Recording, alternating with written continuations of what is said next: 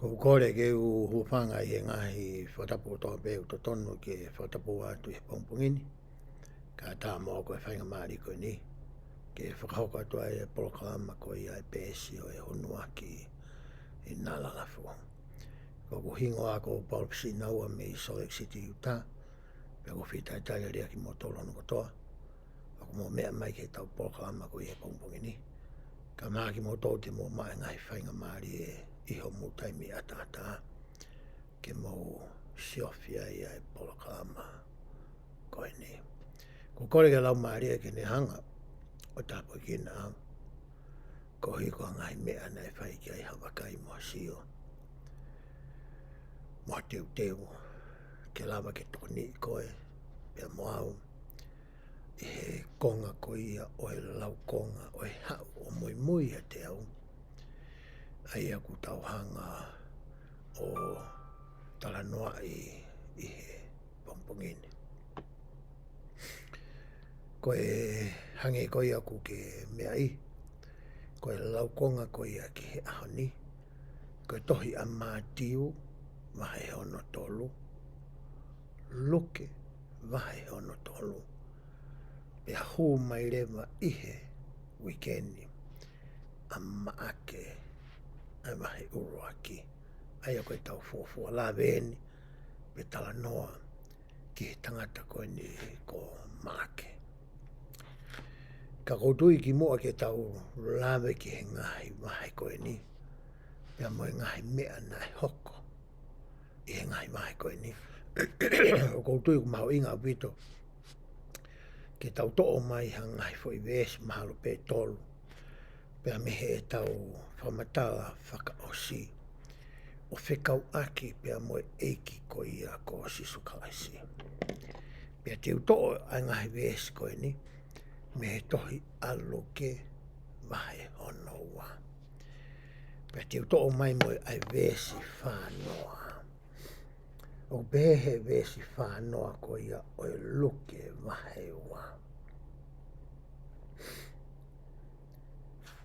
Pea tupu ai tamasi i o hinga e ni ki a sisu kalaisi. Pea mālohi i he lau maari e.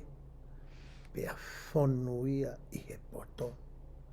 Pea na ia te ia ai ofa ai otua. Koe tala noa ni i he ne keisi i he taimina ni tupu haki ai. Pea hoko atu ki he vesi ko ia hono whawa. Hanga he vesi whanoa o tala noa i. Ai eiko sisu kalaisi me hono ta ua nai. O alu haki e ni fwy vesi peta. Pea agua ke vesi hono whawa. Pea vesi hono whawa. Pea kua hongo fulu ma ua hono tau. Pea no o haki ki Seusalema o hange ko hono anga o e kātuanga. Ko e kātuanga koe ni utala noa ki ai vesi whawa. Ai kua kātuanga whakatau ia. Na e whakamana tua ai e he kausiu. Ai laka atu. Pena iloa koe kātuanga o e laka atu. Ko hinga koe taimia na e laka atu ai angelo whakaauha. Pea mehe kau isileri. Pea ala atu ki he ngahi foha uluaki ko ia o whelo. Pea mai kau ispite. Tau sio he vesi hono whanoa. Kei tupu hake ko ani ke whaua. Ko tau tahaua ai tamasi ia. Pea vesi ko hono ni maua. Pea ai. Pea tupu laki ai poto ia siso. Moe lahi. Pea nai ofeina ia ehe otua. Moe tangata. Pea nai taumlawa rewa ki he elia la lahi ko ia e wha. Nai tupu laki ai EIKI ko sisu kalaisi. I kai ke ngata i he poto whaka ata mai. Poto. Moe lahi. Ki he ne mo uile lei. Whakatua sino. Pea ofeina ia ehe otua. Pea moe tangata. Pea nā taulama he tau whamatala whakaosi. Ke ngai e ria la lahi e wha koe ni ku o mai e ho tau siasi. Ke tau hanga o a koi e tau whanau. Ke ngata e tau ngā ko e tau whanau, ka whakapapau o kuia e nau ngahi tau mua. E whanau ko e ni. O whelawe i pia mo ngahi e ria ko e ni. E wha na aku tala noa ki ai. Ai a ko e whakatua sino, whakaata mai, whakalau maari, pia mo e whakasosi are. Pea i kai ke ngata pe i he tau whanau, he tau whinga i ke nau tupulaki i he ngai area ko e ko tala noa ki ai. Kai lawa e ke ngawe aki e tau tolu ko e ni ai kakai lalai. I taimi te tau tupulaki ai i he ngai area pe ko ngai tapaki ke e wha ko e ni. E lawa rewa ke whakalaka laka e tau moi. Kai ki hatai me tu mawai. Lawa re ke tau whakalaka laka. He koe whakaanaua mo e whakaamu ia ai o tua ki a koe mbe mou. Ke tau whakalakalaka e tau moi. E ngai tapa koe nā ku lawe ki ai. Te tau au rewa ke tohi koe ia a mātiu ai mahe ono tolu. Ko inga nā ku lawe ke ngai wēsi koe ni. Hiri pe koe wēsi ni mawai. Ko tau tala noa tau toka si sukaisi. Ko tau matua tua ia. Whakafuafua e he kau tangata ata mai ia. Mai kau tangata poto i he fuafua piko kau skola. Ko tau tolungo fulu ai tau motua ia ko ia osi sukaisi. Ko te tau are ke tohi a mātiu. Pea te tau raurewa hangahi wēsi me he tohi a mātiu. Pea koe hāpe lahe ngahi wēsi tau lawa lau me mātiu. Mo luke, pia mo maake, koe ngahi wēsi pe te tau lawa i he aho ni. He tohi mātiu, ka mata pe me wēsi hono uruaki. Oku pehe ai. I he ngahi aho koia, na e hau a sione koe papitaiso o malanga i he toafa o siutea. Koe mea ni nāne rea aki o pehe. Mou whakatomala he oku ofi ae pure anga o e langi. Hanga he tohi koia a mātiu wahe hono tolu o whakawhi iloa ki tau tolu ki ha tangata o ku iloa ko sione ko e papitaiso. He tau tala noa he ngahi whamatala ki mua na tau ilo i ai ongo mātua ai tama koe ni. Koe motua ko Sakaria pe ko Sakalaia mo whiwhine ko Elisabeti. Koe ongo mātua ia koe ni a sione. Ko Sakalaia koe tangata ia na i ngā ue i he temi pare. Kauia i he kau taula EIKI o kunau toka ngai e ngahi ngā ue whakatemi pare. Pekai ki utu e la veo ki he tala noa koe ia.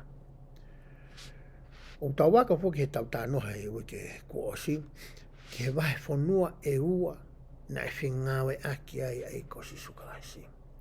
I he wahe whanua kāreri, ai aku tuu ai ai koloko ia ko Nasareti. Na i nofo ai a mere, Mosi Josefa, he foki maa mere me Mosi Josefa me ispiti ono tuu ni ki na hola ki ai, na nā mai o nofo i Nasareti. Pea koe kolo ia na e tupu hake ai EIKI ko sisukaisi. E vai whanua ko ia ko kāreri. E vai whanua taha i siutea. O ko tuu ai a Jerusalem. Ai kolo tāla ko ia na tau tala noe whakawa motua. O hao mai ni ki he whakawa who'o. Tuu ia i siutea. Ko ne whamatala ko he tohi ko ia a mātiu. O pehe na e hau e tangata ko ni ko sione papitaiso. Hau me he toafa. Me hange rewa hanga he kausiwa whakatatau. a sione papi taiso kia ilaisia ko ia nā tautara noa kia i whakamamotua. I whahinga teu mo teunga nāna ngawe aki. Koe wheituu na ana lata ki ai pe nofo ki ai. Koe whahinga mea tokoni ko ia na ana mao. O whaita tau ai a ilaisia pe mosione papi taiso. Pe nai pe he e he ni ihi toku a ia. Ko sione papi taiso koe ilaisia ia na e kikite ki ai. Ai palofita ko ia ko Malakai. Pako raki rea koe na e tō me he fofonga ko ia o sione papi taiso. E vesi ko ia hono wā nane pehe. Mou whakatomala he oku ofi ai pure anga o e langi. Ko soirea ko ia koe whakatomala. I he taimilahi oku i kai ke ongo whakawhie maarie ai soirea ko ia ki a koe pia moa. O hange ku ongo vewe lai soirea. Hange ia na tau whai e tau tolu ia hamea o ku whakarieria pe kovi au pito i he ao o otua. Ka nai pehe e he palofita ono pōni e neosoni. O ku to'o tokua pe aririu ai whoirea whakatomala i he tohitapu whakakariki ko ia ku iloa ko e Septuagint ai a ko e tohitapu ia na aririu me iai e tau tohitui se misi. O ku hau tokua ai whoirea whakatomala whakabritania. I riwe me whoirea whakakariki. Ko e meta noeo. Ko e whakamantalai whai he palapita. Pane pehe rewa. Ko whoirea ko ni ku konga ua. Ko e meta, ai ko e META, o ku hinga ia ko e ririu. Ko e furihi. Ko hinga i whoirea ko e meta. Ko e noeo ia i he rea whakakariki. O ku hinga ia ki ho o whakakaukau, ki ho o wakai, pe koe mata sio ata ko ia ku ke sio whakaaho aki. Ho lau maarie, pe te pehe palofitai leo son. O au ki he ea ko ia, o ku ke manawa aki. Ai ku ne pehe rewa e he palofitai. Ko e mea ne talamai ko ia e sione papi taiso. Ko e kore ia mo e whakaamu, mo e whakatokanga nāne whai. Ke ririu, ke ki i furihi si, ai anga ko ia e tau wakai. E matso ata ku tau ngawe aki. A e tau whakakaukau.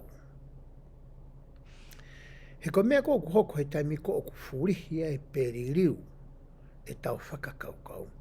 O ku ririu rewa moho tau roto, pe ha fua pe ha sino ia i he ngā ue ko ia a ku tau whai. O ku maari ai fua mea ko ia ku rea aki sione ka papitaiso. Na e where ngahi me e mahau kene rea aki.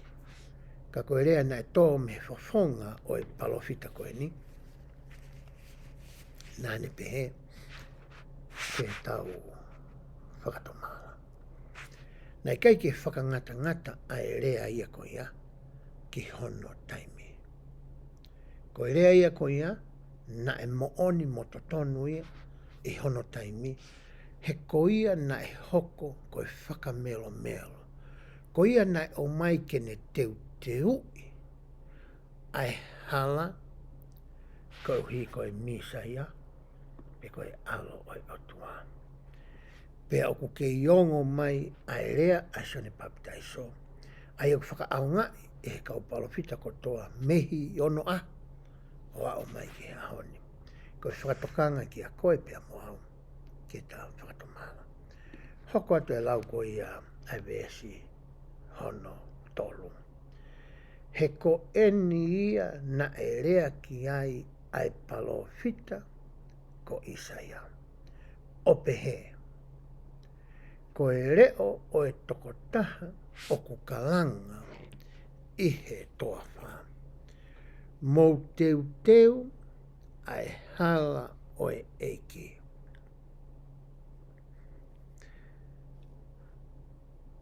whakatonu tonu hono ngahi alonga. Koe whamatala e vesi hono tolu. Mana tui he tau tala noa ko ia ki mua whikau aki moe tohi ko ia a mātiu. Moe ni ihi na e whakatau mua ki ai ai tohi a mātiu. Na e ngawe aki e mātiu ia. Hangahi whakamooni mo hangahi ki kite. Pea mehe fuakawa motu a. Ke whakapapau pea whakatonu hiai aki ki he kausiu, ai mea koia ku i he ene kōsi peri, he na e maheni ai kakai ia ko heni, pea moe ngahi ki kite ko ia i he fuakawa motua. I he tohi isa ia, wahe whānoa vesi hono tolu o kupehe. Ko e reo o ia o ku kalanga i he tohawha. TEUTEU ai HALA o Sihova. Whakatonu tonu ai HALA lahi i he tohawha. Maho tau o tua. Ko hinga ia ai rea koine mai ko ia e mātiu i he vesi hono tolu. Ke whakahaange ki he kausiu. Ko mea ni na e rea ki aia Isaia. Ko e nia hoko ia i he ahoni. Ko e taimi foki koe i Isileri.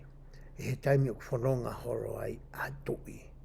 O wea kau tangata o nau lere tokua i mua. I he sāri o te pe koe hae mea ku heka ai e tui. Pako nau ngai ku whai ko nau hanga whaka ata ata e hala. Ko uhinga ke oua ke fie maarie ai wha ere anga ko ia o e tui. Ko uhinga i fo i rea koe koe TEUTEU anga. Koe hoko asione koe tangata ke ne hanga o TEUTEU. He koe kakai kone o kou tala noa ki ai. O kou nau TEUTEU e nau tolu ai ha ere anga o e tui whakamamani. Ko sione papi taiso o ia. Kone hanga e ia o TEUTEU. Ai ha ere anga o e tui. O e ngahi tui. Aia ko EIKI ko ia ko siso kalaisi. Pe hoko a te lau ko ia ai vesi hono whaha. Pe na e kofu ai sione ko ia, ai whaigai tautala noa sione papi taiso, aki ai fulu i ka meri. Pea no o kiri i manu i hono no o tanga wala. Pe koe ne mea kai, koe hee, pea moe mea hua merie o e vau. Hanga he vesi hono wha, o mai ka tau tolu e whahinga fōtunga, mo e whahinga wala, mo e whahinga tō onga mo ui, a sione papitaiso. Ko hono wala ia na ane ngawe aki. Pea moe mea tokoni na ane mao. Pe taimi koe nā kuhange koe mea nā kulawe ki ane nai, e tau tala noa koe whakamoto aka ilaisia, ai palofita maongo onga koe ni. O kuhaa mahino mai le maheni, e na wāofi, ai ongo tangata koe ni, i he ngahi mea lai. Vesi ko ia hono tolo. Pena e toki alu ki a teia a Jerusalema mo siutea kotoa pe. Mo e potu whanua kotoa pe na e tu uofi ki soatani. Ke papi taiso ia te ia i soatani o vete e nau ngahi angahala. I ta mou tau sioai ki he mape ko ia o Isileri. Pa tau sio i he whanonga ko ia mei soatani. Ki he waitafe soatani, e he ne taimi ko ia ku tafe mai ai pa me he tahi kāreri. E ne hau ko ia ke ao mai ki he tahi mate. Koe ki wheitu uia, na e whai papi taiso ai, a sione papi taiso.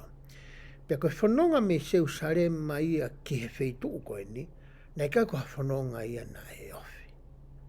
Ko haki alu ia na e mama. Kai pehe he tala noa ves na taulau. Na e hao e kakai ko ia o siutea. To e hao mo e kakai me vai whanua kāreri. I he nau whanongo tala noa ko ia o whikau aki mo e palofita ko ni kosione. I kai ngata i he ngahi ako naki mo e ngai whakahino hino, mo e ngai whakamatala na ane whai. Ka nau to e whanongo foki o ku whai papi taiso tokua a e tangata koe ni.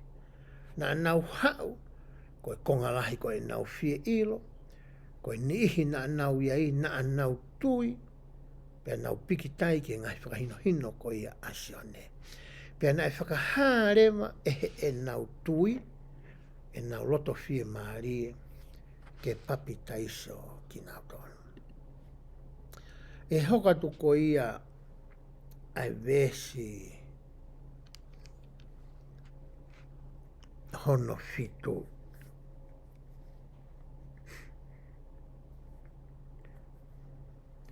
Ko tui mahalo ki mua ke ulame ki he vesi hono fitu. O ko tui o mahu inga abito ke tau toi ki sio ki a sione papi taiso.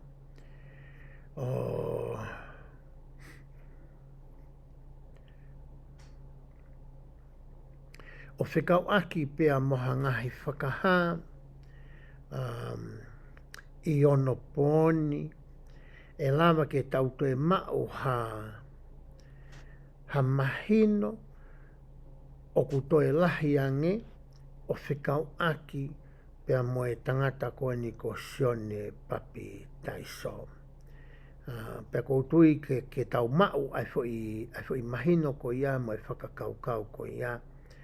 Koutui mahau inga abito ke tau alo o lau ai tohi toka te rine mo e ngahi fua ka wā i he wahe walu whā.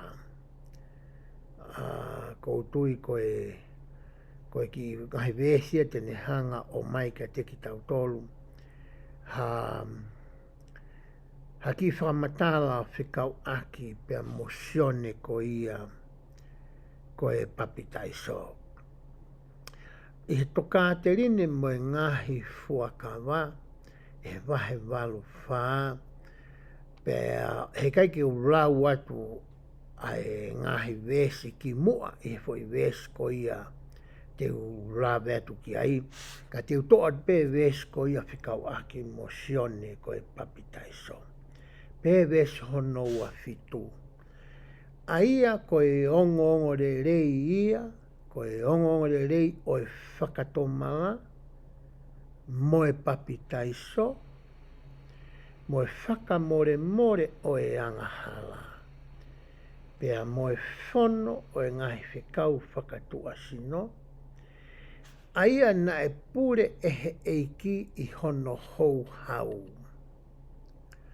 Ke hoko atu i he whare o elone, i he lolotonga o e whanau a isileri o au ki a sione. Ki a sione papi taiso koni o ku tau tala noa ki ai.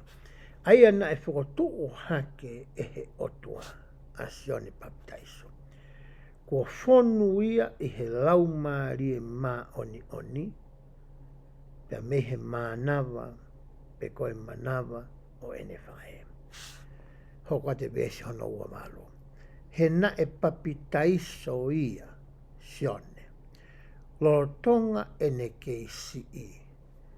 Pea na e whakanofo ia e he angelo ai otua, i he taimi nane aho walu ai, ke mau ai mālohini, o e pure tapu, mo e mālohi ko ia, na ne hoko ai koe palofita, pa ne hoko ai koe whakamelo ki he eiko sisukalaisi.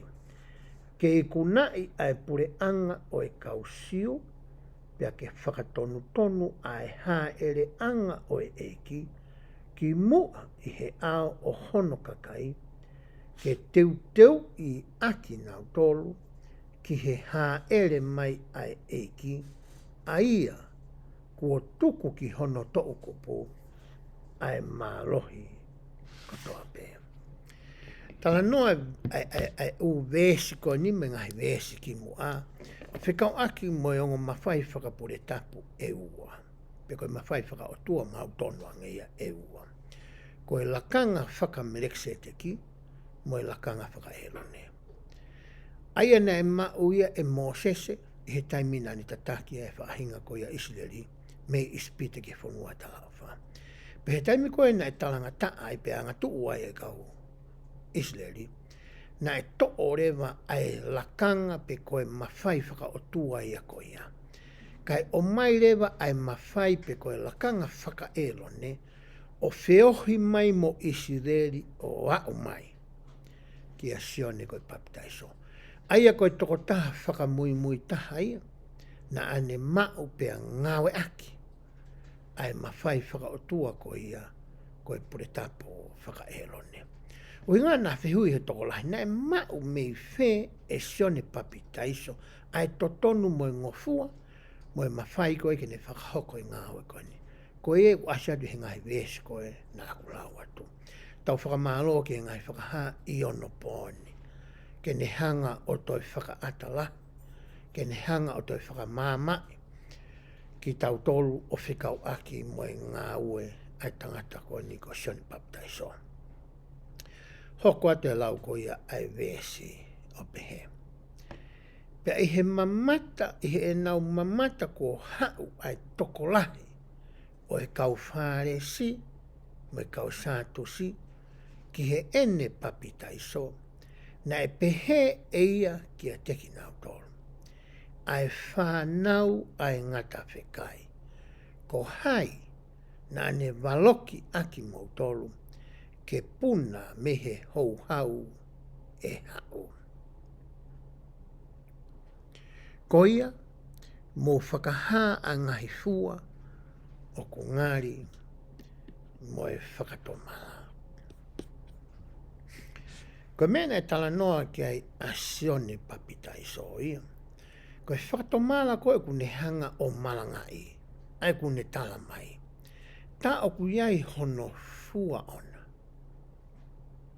Ka pau gai ha tangata pe ko hawhewhine, o ku whakatomala, pe pehe foki e he palopita Nelson. Ko e ririu o e whakakaukau, o e wakai pe ko e sio, o e rea mo e toonga. Ka paurea koe hataha ku ne mau ai ririu ko ia. O ku totonu ia ke iai ai fua, o ku asimai, me he tokotaha ko ia. O ku kehe e ne moui ana i he ahoni, me he ne moui ko ia ane afi.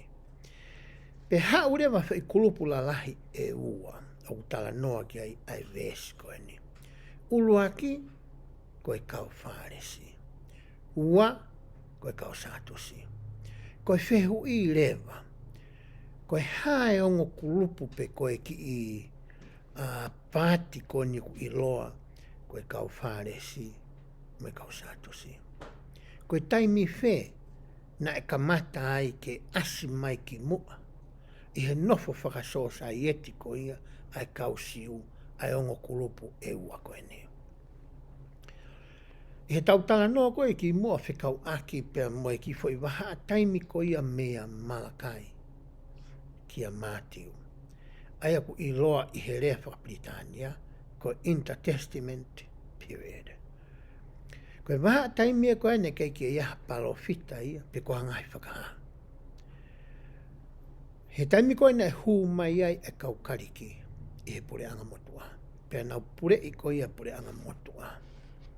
Ne kei ke loto fie maarie hani i he kau siu. Ko hingana nau hanga e nau tolu ia o whakauri ai te mi pare. Ake e nau o mai to kua tapuange mai tau whetano aki. Hawhanki i puaka o whai aki ai whelau rau ko ia i he tempare. Penai ai e tangata taura EIKI ai. Ko mata i asi ono ingoa. Vitamina ane mamata ai ki heni. Ko ia mohono ngahi foha. Na nau wangatu. Ki he kau kariki. He taimi ko ia na nau hanga i o tau. ai toko taha koe nai wahe mai, ke ne hanga o toka ngai, a siutea i he taimi koni o kou tala noa koe ki ai. Nā kamata rewa ke nau hanga i kunai ai nihi koe ni, pia kamata ke tau ataina e sileani. I he taimi koe ni, kamata rewa ke sio ai kakai, ki he ni ihi na i ui koe kau skalai pē. Koe ngā ue kau skalai pē i he taimi koe ni, ko hono hiki ai ngahi whakamatala ko ia o ku hoko koe toi tapu. Pakai ki ngate he nau hiki, ka nau toi ako ke whakapapau o ku tonu ai ngahi mea ko ia ku nau whai. Nā kamata rewa ke asi mai hakurupu pe ko hapāti whakapolitikare mo whakaloto. Koe pāti ko ia ku iloa ia, koe kau whāresi. Koe kau whāresi, koe pāti toko lahi taha ia, i he pāti la lahi e tolu, na e tupu mai i he taimi koe ni whaiki ai e tau tala noa. Aia koe kau whāresi, koe kau sātusi, mo e pāti e taha koe ki tau tala noa ki tau tō ki ai i popola, koe SNS. Koe pāti e tolu na nau tupu laki mai i he fwoi taimi koe whaiki ai e tau tala noa. Na i ere whahinga tui ia, na e tau ka vei, e he kau whāresi. Uruaki, na nau tui nau tolu ia ki he mo ui tae whamate. I kai ke ngata i he mo ui tae whamate, ka na nau tui ki nau tolu o kuiai ai toi tu, pa mehe mate. Toi tui foki e kau whāresi ia ki he kau angelo, mo e kau talafi kau whakalangi. Koe mea tahana i loa ai kau whāresi, koe nau hanga ko ia mo ui aki, whaka aho, ai lao ko ia a Mosese. I kai ke ngata i he lao a Mosese, kana nau toi tānaki e nau tolu ki he lao a Mosese, a ngahi tala tuku whakaholo. Mo e ngahi lao, mo e ngahi tuutu uni, aia nai o mai me he to'u tangata ki he to'u tangata, i he rea pe, mo e whakamatala. Pea nā nau tui nau tolu ia o ku mahu ingata tau. Ai lao a Mosese, pea mo e tala tuku whakaholo, ki he nau mo ui whakaaho. Mei koe ni ihi na e kau i he pāti koe ni ihi ia o e kau me avare o e whonua, o e nihi o ku nau i he middle class, pe koe ni ihi o ku hange ko koe mo au, e he anga koe e tau nofo i he society koe ia. I he aho ni. Koe ki whakamatala ia o whekau aki, pe mo e kau whāresi. Pena e tui foki a kau whāresi ia. O ku nau lele iange ki nau tolu, o ku nau mā oni iange ki nau tolu ia. Ia toi kakai. Koe kurupa tahti e ulawe ki ai kau sātusi. Koe kau sātusi ia na mei koe ki kurupa o inega ke nau toko lahi whee nau tolu. Whakawhika. O hange koe kau whāresi. Ka koe nihi na e kau i he kurupu koe ni neongo e nau toko si. Mei ko ki nau tolu ia e hou eiki o e whonua. Ko ki nau tolu pēr naha nau konga ki he tui pe konga hou eiki na nau kau na tu he kurupu koe ni. I kai ke ngā tai na i heni ai kau tuu maari e ia koe o e whonua. Ko ngena nau toko si ai, hene kai ke tō lahi whee, a ki nau tō na e mo ua, mo tuu maari e he taimi koe ni. Na i kai fo ke tui ai kau sātu si ia, ki he ngahi mea ko ia na e tui ki ai e kau whāresi. Na kai ke nau tui nau tōru ia ki he mo ui tae whaamate. Na kai ke nau tui nau tōru ia ki he kau angelo mo e kau talafi kau whakalangi. Na kai ke nau tui nau tō ki he toi tuu koe a mehe mate. Ai koe tahe uhinga na nau hanga whawhi paki e kau apostolo. I he taimi koe na nau hanga i o malanga i pia tau ka ve i pia tuu waki. Ki he mama motua na e osi toi tuu a EIKI hiri a ene pekia. Pea koe ni ihi koe ni o e kurupu e ua koe ni.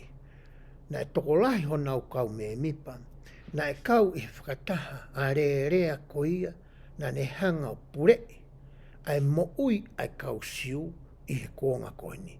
O tatau i he tawhaaki whakapolitikare, kau mai tawhaaki whakaloto.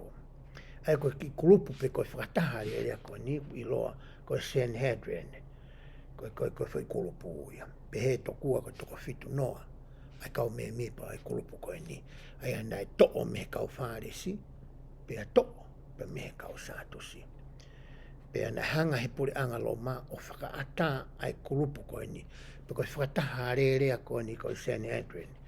Ke nau toka ngai, a ngahi mea whakapolitikare, me ngahi mea whakalotu, ka koe ngahi mea whakapolitikare o whakatatau, ki whakahino-hino, moe lao, moe tūtūni, oku o mai me he puri anga lo ma. Ko tui ko haki i pui tu a ia, o ko o atu o whikau aki, pea moe ongo kulupu e ua koe ni o kutala noa ki ai tohi a mātiu. Pea hoko atu ai whakamatala ko i ai vesi hono hiwa, pe ai. Pea oua te mou pehe iho mou loto, koe mau tamai a Abraham.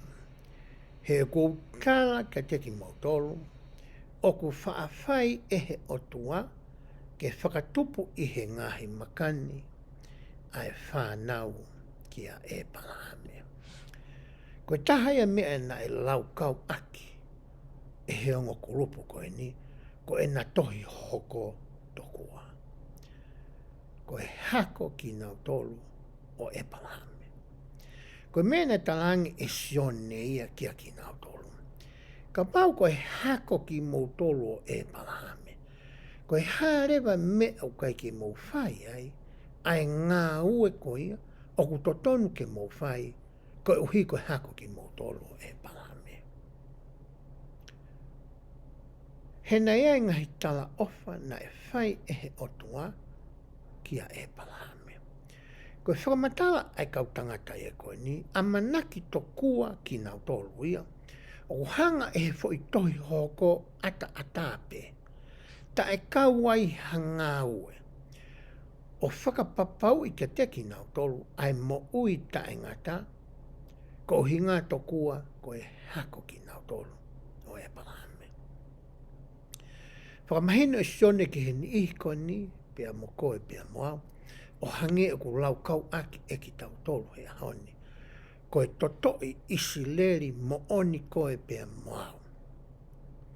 Koe tokolahi ni ihi o e kau sentairi e ku kau mai ki he seas koe ni, o ku wohi mai ki nau tolu ia ki he seasini. Kau pēpo ki he kau palofita i ono poni, i he nau whahino-hino. O tatau ai pepe koe totoi isi leri koe. Pe na e ohi mai koe i he matapā o e papitaiso. O ku tau mau kotoa pe ai totonu moe ngofua moe malo. Ke tau wala atu o mau ai ngahi tāpuaki whaka e palame. Tarangi sione ke kau tangata koe ni. Ka pauka ke mou whai e ngā ue ko ia e palame. Ka mou tala koe hakmuto e palame. E laka pe e lava le lei e he otuai, ke ngauhi ai makani, hakakai, ke nau whakahoko, ai ngā ue ko ia, oku totonu ke mou whai. Ka pau oku mou tau ka vei, koe hako ki mou tolo o e palame. Pe hoko atu e lau koe a vesi hona honga fulu. Pe he ai. Pea ko eni kua tuku ai toki ki he te whito o e ngahi akau. Ko ia. Koe akau kotoa pe o ku i kai tupu ai ai fuarerei e tāhifo ia pea laku ia ki he awhi. Toi hanga sione o angi ai whakatātā mahino ngō fua koe ni o ngāwe aki ai akau. Ke whakamahino i ki he kau whāresi, me kau sātusi, mo e kakai kotoa pe i he taimi koe a o mai ki he ahoni. Ka paure au kai ki a hafua i a koe pea moau. ke hā mai koe whānau ki taua, pe koe hako ki taua e palame. Kua tuku rewa ai toki ia. Pea tā ia, he peke te aonga ia, ai fuakau ko ia.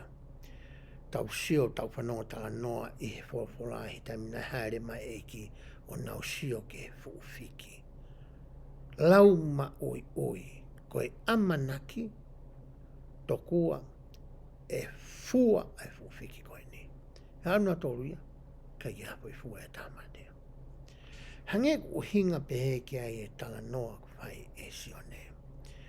O wea ngai fu akau ia ko ki tau tolu. O wea ni ihi ai a tau tolu, tau lau ma ui ui.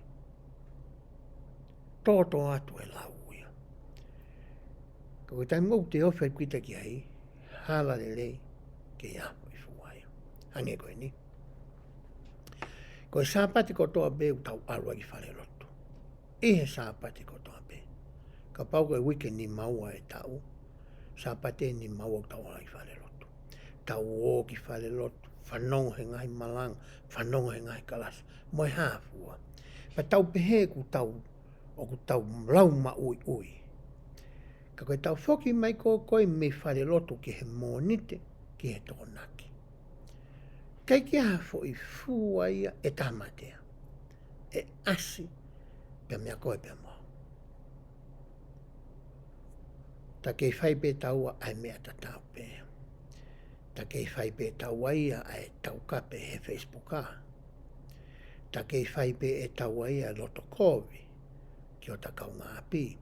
Kei whai pe e taua ia ai tae ofa ki ni ihi ko ia kupaea mo masiwa. Ai ngahi ulunganga mo ngahi tō onga mo ui. Oku totonu. Ke hā mea ki taua. Koe uhi he ku ta alu o fui fui. Pea toka ngai ki taua i he sāpate kotoa. Kai peke ha fua pehe ia. E asi mai ia koe pea moa. Ko hinga e tala noa koe asione ki he fua kau. Hoko ati whamatala ko ia sione vesi honor, mātiu e vesi honor tata pehe ai. Ko e mooni o ko papi taiso aki mautolo, aki ai vai ki he whakatomala. Ka ko ia o ku mui mui ia te au, o ku lahi ia te au. O kui kai tau moau ke u to o hono topo wae. Pea e papi taiso e ia aki mautolu, aki ai lau mari e maa oni oni, pea moe afi. Hanga sone papi taiso o mai e fo i papi taiso e ua, ke tau ilo ki ai. Ulu aki, koe papi taiso o e vai. E he taime o kutui, whakatomala ai a koe tafoki. Koe whakatomala koe ririu. Tui whakatomala ai a koe pe moau mo tangata mo whini ko tonga pe. Pea nau fōrewa he matapā ko ia o e papi taiso o e vai.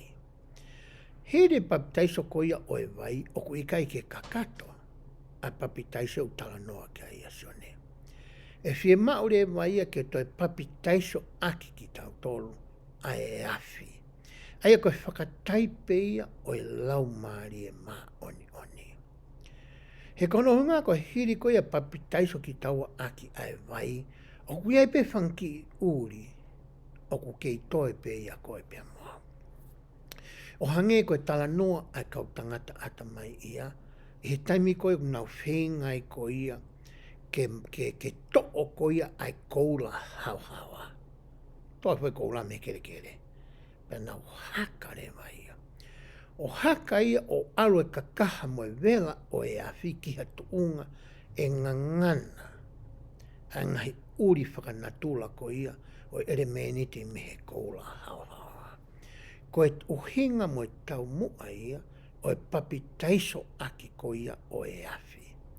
Kono hinga uhiri ko e tau papi taiso, o giaha kau tangata, ko nau hiri ho nau ni mā ki ho tau ulu. pea foaki ki a koe pea mau, pe kohono papi a koe pea moau. Aki o lau maari e maa onioni, ke ne hanga o tutu ke osi au pito. E whanki uri ko ia, oku kei toe ia ki tawa. Pea peherewa sioni ki he kau tangata koe ni. Koe mea te ulawa e au ia ke whai, ke upapi taiso aki ki mautolu, ai vai. Koe tokotaha ko ia o kui mui ia te au. Kune lava ia o whai loua, ai anga fui papi taiso koe ni. Ko au ia koe taha pe te ulawa ea, koe whamataine whai sione, papi taiso pe vai. Koe tama i hoku tua, tene papi taiso ki mautolu aki ai vai, pea toi papi taiso ki mautolu, aki ai lau maari e maa oni. Koe whamatala ene whai e sione i hingahi vesi koe ni, e māti o whikau aki pia musione. I vesi ono tahawa aku pehe. O kui hono ni ma,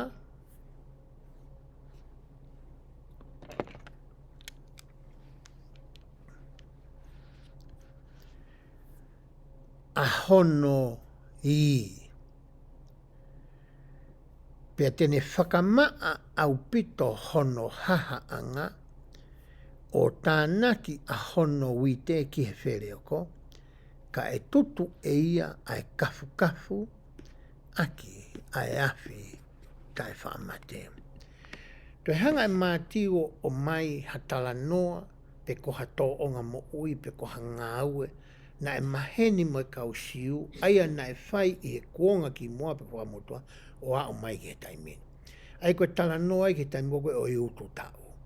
Taimiko ku nau tā mai tutu mai ai uite o mai. Koe i koe i au tala noa ki ai vesi, hanga he kakai koe ni o hange tau peka pau ko ha sā volu ngā ke taimini, o laku e uite ki o lunga, pa koe taimiko ku alu ai uite ki o lunga, pe ngangana rewa ai uite ki lalo. Ka ifi ehe matangi ia, ai kafu kafu koe aku ne kofu kofu. Ai foi uite. He kai ki fie mau e kafu kafu uia. Koe mea fie mau uia, ai foi uite. Pe hange koe ni whamatala koe ni i he vesi koe ni.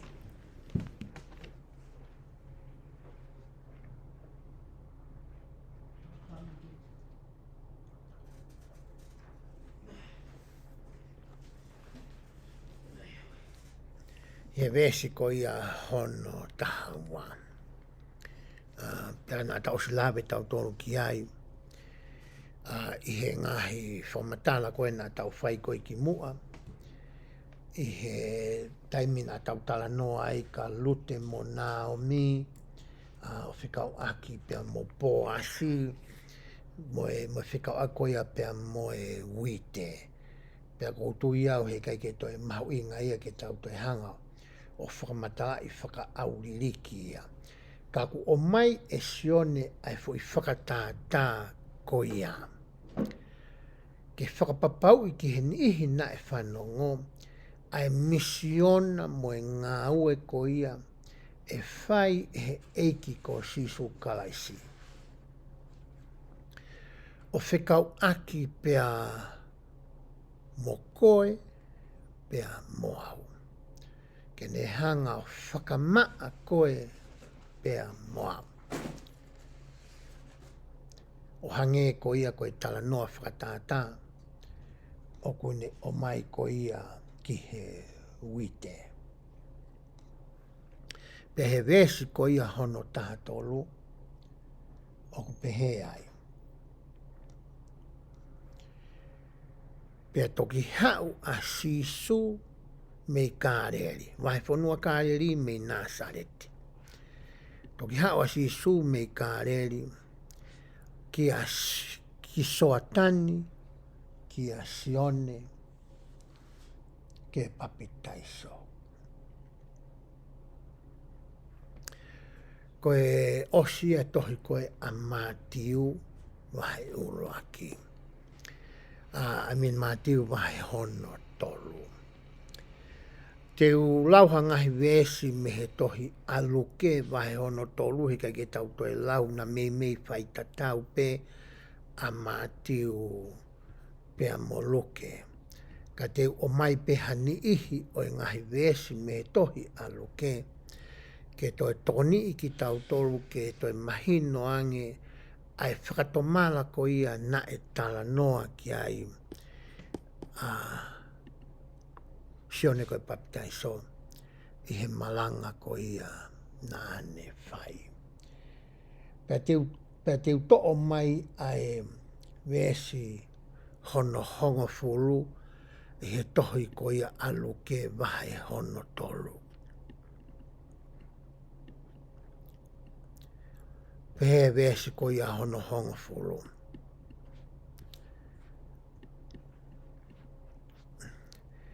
Pea whihui ai kakai kia te ia o pehe. Koe hānai te mawhai.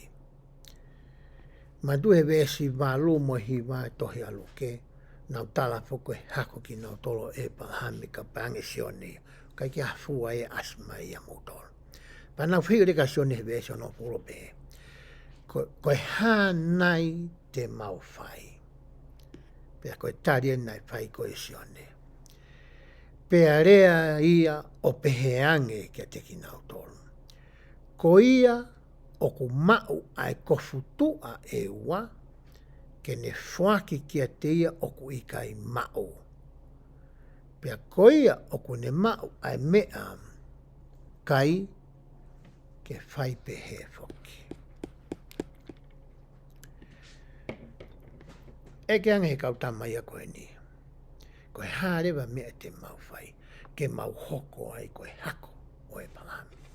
Ke whainuhine na whai koe sione. Koe hae mea ku ke mau. Nungi ngā ke kofu mo mea kai ka koe whakarea ta. Koe hae pe mea ku ke mau. Ka pau ke sio ki hata. O ku whie mau hato koni. Koe whainuhine sione ia. Vahe vahe ai mea ko ia a ko ke mau. Koe mea na whakamahino e sione ia ki he ni ihi ko ni mo koe moau. Koe mea ko toa peu tau mau he mo ui ko ni. Ai koloa whakatoa sino. Koe mea ko toa ia e o toa. Ko koe moau, koe tauhi pe. Pēnei uhinga hono o mai, ke tauhi aki koe mo whamiri. Paka iai hatoe. O gwei ni ihi au toi lahi. Gwei ni ihi au toi si. Iai ni ihi au kai ke fuulahi, kai ke fusisi. Pea ni isi hala apito. Paka iai hatoe. Ka pau ke loto ke hui koe ke hako e palaham. Koe fuha koe e palaham. Koe toto koe e palaham. O whie mao ia ke vahe vahe. He nei tarange o tuakia e palaham. E tāpue kina a mamani i ho hako. Koe taha ia ngai tāpuaki. Nā ngai palaham. Koe moau, te talawa ke tāpue kina mamani, aki a ngai koloa ko ia, oku o mai koe ehe o tua. Hokua te whamatala ko ia ai vesi. Vesi hono taha wā. Ai tō beke o sioki he pe ase vesi taha wā i hene.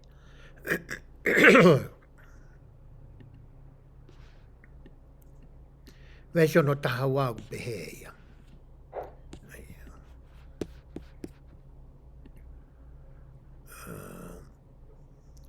Te urau ia pe vesi hono taha wā ku pehe. Pe hao foki a kau tānaki tuku hau. Ke papitaiso. O nau pehe kia te ia. EIKI. Koe haa te mawhai. Hae whika kurup ke koe ni. Kia son papitaiso. Hane kau tānaki tuku hau. Nā tau tāno kia i ko mātiu foki. Koe ne ngai paangai nei whai. Koe tangata tānaki tuku hau. Pea ne whainga tuku hau ke. Nā nau tānaki. Pea nei tuku hau whakalota whanua, nei tuku hau ki awiki loma. Pea nei pehe ni rewa ngāwe kau tānaki tuku hau. O mai he pure anga lo mai, ai fo i seniti koe ke tānaki. Koe owa koe mei ai, ma ui he kau tānaki tuku hau. Kono hui ngai nei whakariri ai a kau siu, ki hani I pe ko hata, o ku ngā ua I he tawhaaki koe ni koe tānaki tuku hau. Koe whina nau ange koe kia sione. Koe tale na whai koe sione koe ka nau tonu. Pehe sione vea sono tātonu. Pea pehe e ia ka teki nau tonu. Oua na a mou mau o lahi i he mea kua tūtu uni ma a mou tonu. O hinga a sione ia. Ka pau koe tānaki ko tola hongfolo ke awe. Nofo pehe hongfolo o ke tānaki me kakai. He kono hinga aku mau pehe o wahe au. Pea me he pore angaloma. O watu ho sirin. Ko ngā wea oku vai. Oa te ke toi whinga koe ke tā malaki. Ai si kakai ke he. Ko hinga tokua ke mawai hao whainga maari. Ko tui oku hoko ia i he tau nofo koe ni i he aho ni. Oku ia i he toko lahi ia ki tau toro. Kau e pe moau he te meni. Wai toko lahi a te ki tau toro. Oku tau hanga e tau toro ia o ngawe aki. Hani i ke. Tokua ke mawai ha tau whainga maari. Tokua ke mawai ha tau sirin. Tokua ke mawai ha tau ongo pe ko halangi langi. O kai ke tau fu tokanga tau toro pe ko e ha mea e hoko ki he ni ihi ko ia. O hange pe ni iha ko ia hasitepu pe ko hatu unga. I he tau whenga ko ia ki tau whakalakalaka. I he tau moui whaka ekonomika. Mo i tau nofo i he society. I he whanua ko ni tau nofo ai. Tau malaki pe tau toni ko ni ka tau manga. Koe mena e tala noa koe ki ai a sione. Ka ku tau ngawe aki hani ihi. Tau totongi ki nau tolo. Pea totongi totonu ki nau tolo. Pea oange i he taimi totonu. I kai ke ngatai. Oa na tau whenga tau tolo ke whakasi isi. E nau se ni tipa ko nau wahenga. Ko hi ka tau sai whakapahanga ki tau tolo ia.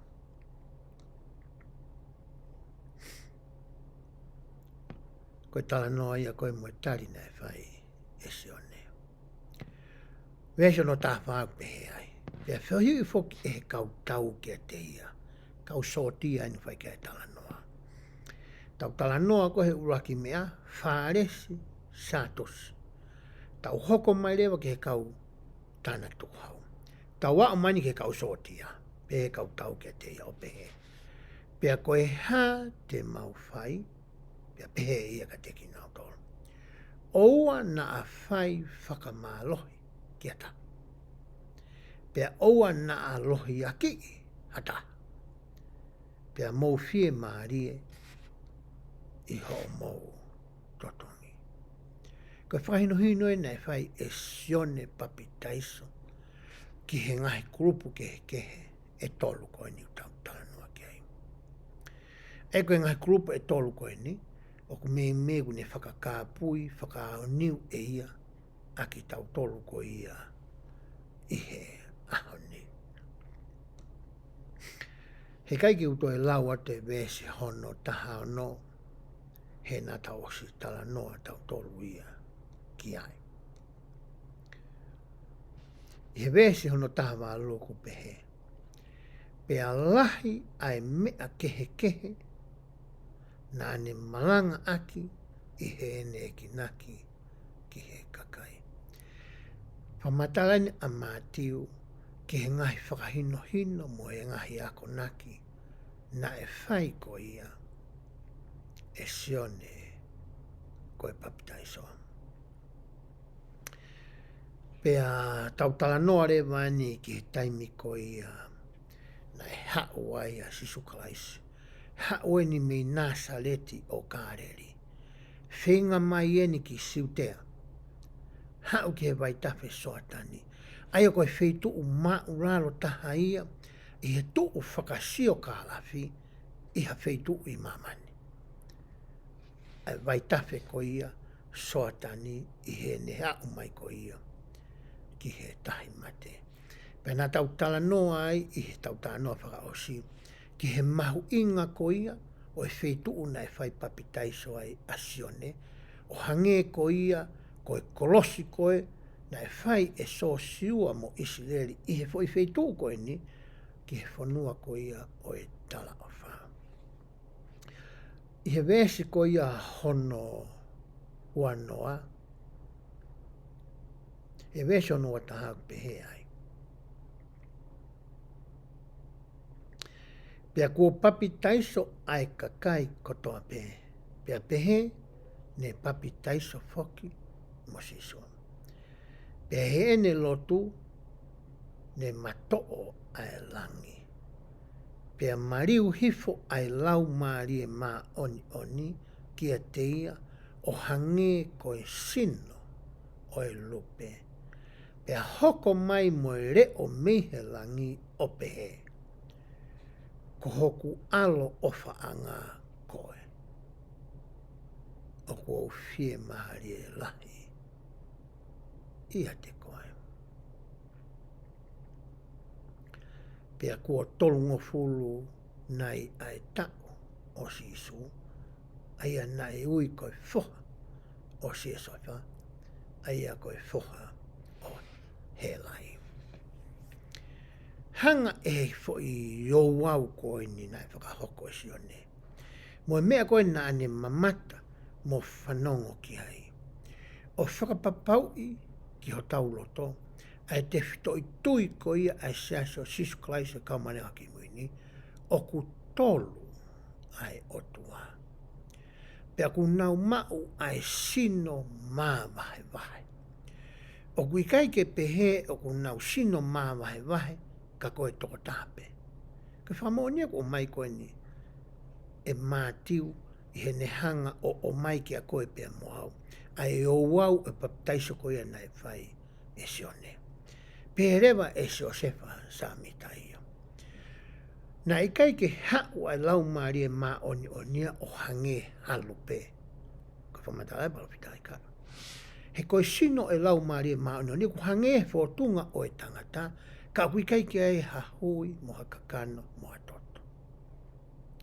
Kana e o mai ai lupe ke whakataipe aki. Ai o tua ko ia hono tolu, ai a koe lau maari e ma on oni. Ko mea ia na mamata ki ai asione. Ko mea na e mamata ki ai a Joseph Samita, i hono tau taha wha. E he taimi ko ia na ne aluatu ai ke ahi. Ai rea a se misi e wahe uruaki he vesi hono nima. Pane aluatu ke he ki i wau a kau ko ia ofi ki honau apino wanga. Pe he taimi na e huai haki ai a hono loto. Mo e whehu i mo ene hori. Na e awai langi, pea haa mai ha toko ua kia te ia. Pea pehe he taha kia Joseph Samita. Ko hoku alo ofa anga, whanongo kia te ia. Hanga e he whakamooni me iono aho. E he talanoa koe ni a mātiu kia sori baptaiso. To he hanga he whakamooni o mai me iono pōni. I he talanoa ke mata mea ha mai ko ia a Joseph Samita. O whakapapau i pe tohi tongi ki ho ata mai mo lau maare pe moau. Ai toka te rine ko ia, ko e otua, o ku nau tokotono. Nau sino maa vahe vahe, ka aku nau wha uta. I he whakakau kau, i he tau mua ngā ue, pa moe ngā ue ko ia, o ku nau whai. Pea koe toinga koe vesi, kune o mai pe ia hatohi hohoko. Koe kongai e ko ia, teki toki lau pe ia, me koe. Te tau tala noa rewa ki he tohi ko ia a maake. Pea o koutui he ikai te whakamatala au ki he loloto ki he tohi ko ia a maake.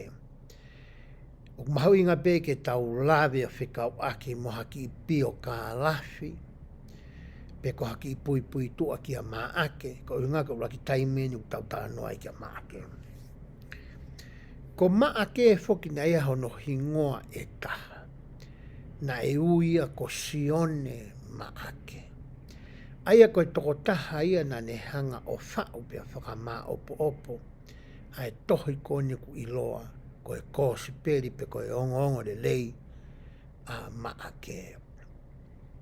Pe whamatala ko ia a historia pe, ko maake na ikai ke kau ia i he kau fua a konga ko ia a siso kalaisi. Kana ane ului ia ki mui, pe ne hoko tokua koe tokoni ki he apostolo ko ia ko pita. Kung tāno ko tokoni, hangeha taha skalaipe, na ne hanga whakamā opo opo. Ngai whakamatala mai whakainohino ko ia na e whai e pita. Pea mei o ku whakawae ai tohi ko ia a maake, me he mea na aneako ko ia mea pita. Pe tokua na e nofua maake mo ene, a maake mo ene whae i Jerusalema. Pe na e hoko ai api ko ia o maake mo ene whae, ko ha wheituu na e whakataha ki ai kaukaristia ne i he taimi ko ene. Hai e tohi a ngā ue, wahe taha wa, vesi hono taha wa. Pe he tokua na e alu, pe na e mawahe a maake me Jerusalema, ke alu tokoni ki a pāne pasa, pe a mo Paula, pe ko Saula. He na fua ngā ue whakawhai whekau. I tohi ko ia mo ipiseri na e whai e Paula, na ne tala noa ai o pehe, na e iloma a maake whakataha pia mo Paula. Pene e whakalangi na e whai e Paula o whekau aki pia mo maake. O ku hai he tohi aua Timote, wahe wha, vesi hono tātaha. O whangāki foki e pita ki a maake e whakirea ko e Marcus ko hingoa ia ko hoku whoha. O ku neanga whakamahino ki a koe pia mo au, ai whaahinga tuunga whiohi na iai a maake mo pita, na ana waofi au pito, ai ongo tangata ko eni. Pehe foki he whamatala ko historia, ko e kosperi ko ia pa ko e ongo lei a maake, o ku ia e ngai whamatala aia na ne hanga o to'o mai mehelea whaka Aramaic. Aia ko e rea ia na e ngā ue whaka aho aki, e he kausiu, i he taimi ko eni. E tautala noa ko historia e whakamoto, ai taimina anau whoki mai me nofu popula ko i e Papilone, ko i nihi nai whoki mai ki Jerusalema, na nau rea whaka Aramaic ki nā tō, na inge nau tō e rea whaka hepe lū ki nā tō. Aia ko mea ia maake nāne, i kai ke ngatai, toi o mai e maake ngai whakamatala whakakariki, me rea whakakariki, kai maa whoki, ai rea whakaalatina. Pai kai ke ngata he ūrea koe ni, ka nea ne hanga whakamatalai ai anga ko ia ai tala tuku whakahola. Mo e nofo whakasosa i eti pai whakasosiare ko ia ai kau siu. Hoko atu e whamatala ko ia ai tala no ko ni ki pio ka lafi o maake. Pehe ngari na e i loma a maake pea mo pita. E taimi ko ia na e whakatanga i ai kau karistiane e he pore anga loma. Ko haki i pio ka lafi no wia o kou o mai ke mahino ki a te ki tau tolu ai tangata ko ni o kui ko maake. Ko e taha ai ka wakonga ko ia ai eko si sukalaisi. Pea te taulau peha ki vesi pea meia tohi a maake. Vesi ula ki pehe, ko e kamata anga o e ongongo lei a si sukalaisi, ko e alo o e otua. O hange ko ia o ku tohi i he kaupalofita. Wakai, o ko whikau atu ho ku whakamelo melo, ke mua iho ao. Aia tene teuteu ho hala, kia te koa. Ko e reo o e tokotaha o ku kalanga i he toafa. Mou teuteu ai EIKI, whakatonu tonu, hono ngahi alunga. Pēkai ki uto e lawa toa ngahi vesi kehe, he nā tau o stala noa tau tolu ki ai, i he tohi a mātiu wahe tolu, ka iu maafo ki a tohi a luke wahe tolu.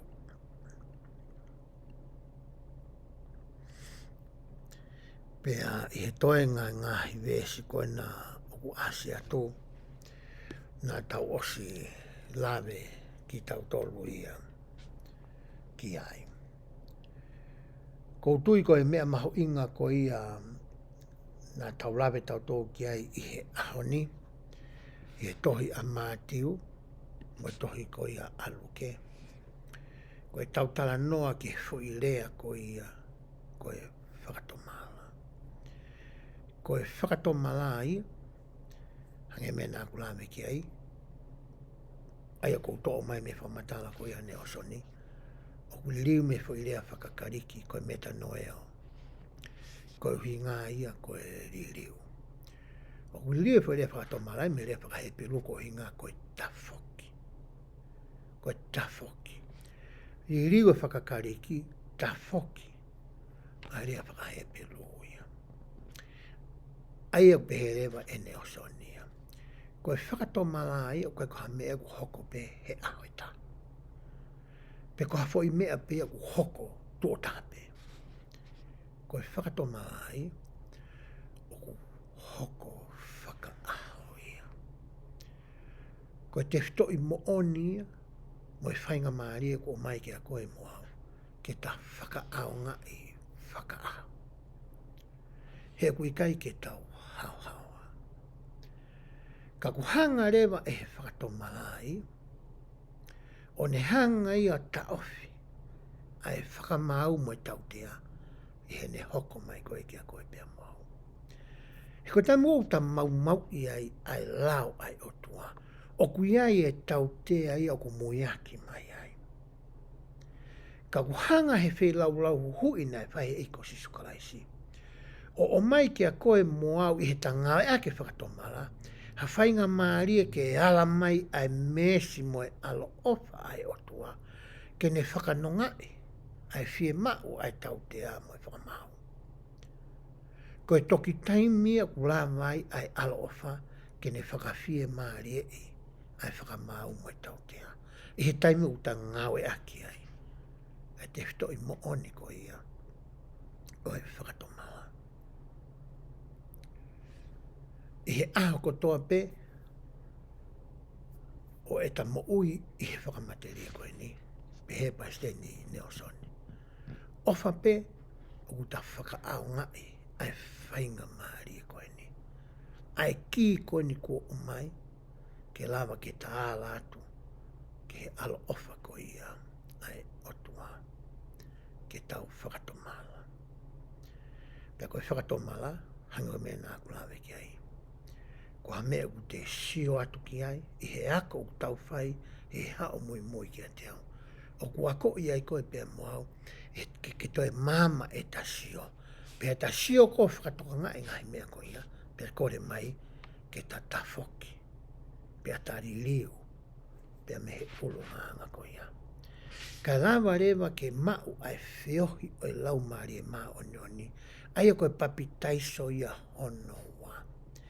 Pea hoko rewa lau maari e maa onia koe kāpasa, koe tūhuru, koe ria hona. Ke ne hanga ta taki ki taua. I he mea whakatua sino, whakaata mai, whakaeroto, pea whakalau maari e whoki. Koe taimia ko ia, e ao ngai a papitaiso na e tala noa koe ki ai. Sione. tau lawe ki he kau whare si, me kau sātu si. Ai whahinga tui, nā nau tau ka vei. Mo whahinga tō onga mo ui ko ia, nā nau whai. Ko hanga whoki he whilau lau hui e kia whakakakato, ai lau a Mosese. Kane o mai e ia ai lau o ku toi mā o lungaangi. He ku whakakau kau toi whainga ta ange ia. Hange koe ni. Ka kore atu hokau ngā apipe ko whirike ma whanonga mai le ta. Ai e koe ke ua pe tolu pe wha. Ka pā i hoko ahe mata u, toi atu mo e he mā. Koe lao mā o lunga nge ia, oku o mai e Jesu Christ.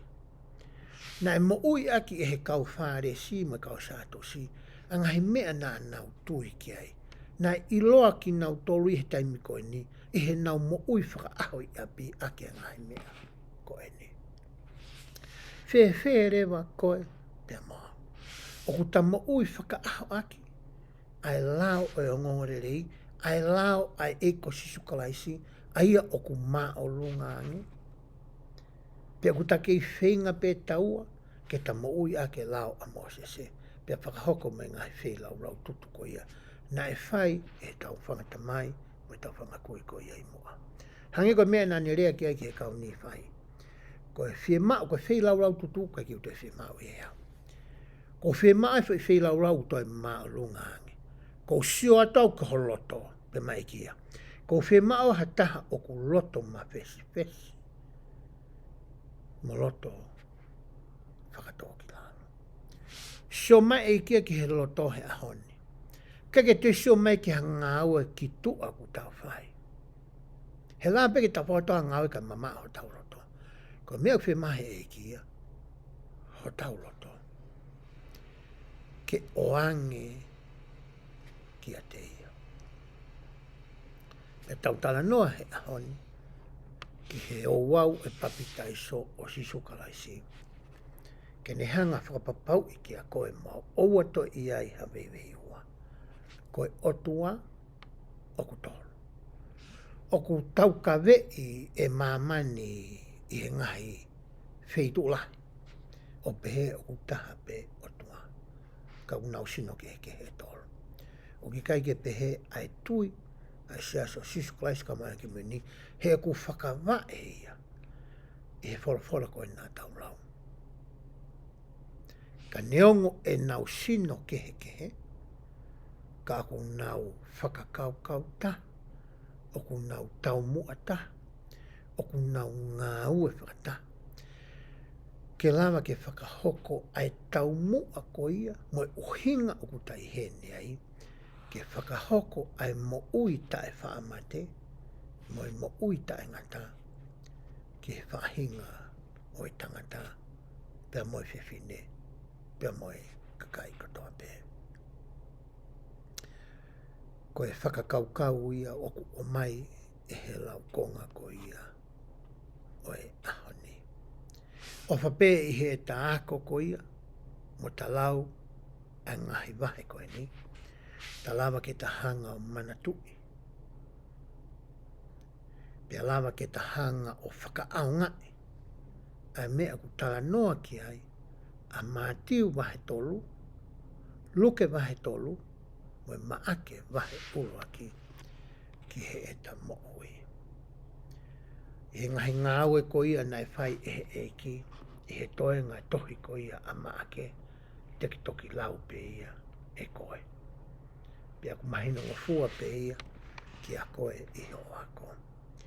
Ko roto pe ke tau nofo, i he ngai whamatala koe ni, e koe toe ngai ngahi ngau tānoa ke a maake, e te tau toe lawe tau tō ki muiangi, i he tau raukonga ko ia i ngai wahe a muiangi. Ko kore ke o tuake ne hanga tāpekina aki motoro. Whakalahi atu ai vi mo e mālohi. Ka mai ngai koloa, ka o hiko e ngawha mo e whatongia ki whamiri, mo e wheitu tau nofo ai, ka mai siasi aku tau kawai. Ke pehe e ne hoi fua ka teki motoro, pe ope atu ki e whanau tupu o kumomau, ka mai whamakapuna. Pe mo e whamaloka o hiko e lotu o kumowhai, o si kawai e motua koe ni, mahoku ki whamiri, o ku mo oni, ai mea ku tau tala noa ki ai. Ko sisu, ko e kalaisia, ko e alo ia e otua. Na e alo i he maulalo taha, na e papi taiso i he feitu maulalo taha, ke a koe pia moau. Ka pau ko e tamai koe, ko e taki koe. Ke hoko, ko e tauhi. Ke hoko, ko e se maneti. Oua nā ke whakakaukau hataimi, i ho mau ai tuunga whakatamai, pe koe tuunga whakataki mo e whainga kau tā loto ke kau ki ai. Ke hangai e koe opure i whakataki tatu. Pe te ke hanga e koe whakahaho lahi mo mapi mo nge ia. E ngai tūtūni o ku ke whai, ka he taimi ta tau pe, o ke hanga e koe ia o whakamamahi, o whakakawengai. Ai ka inga loto koe o ke hoko koe taki ki ai. Pe koe whamiri koe o ke hoko koe tamai ki ai. Kia teki mautolo ai mesi mai alo opa ai o tua. E he wawha sisu klaisi.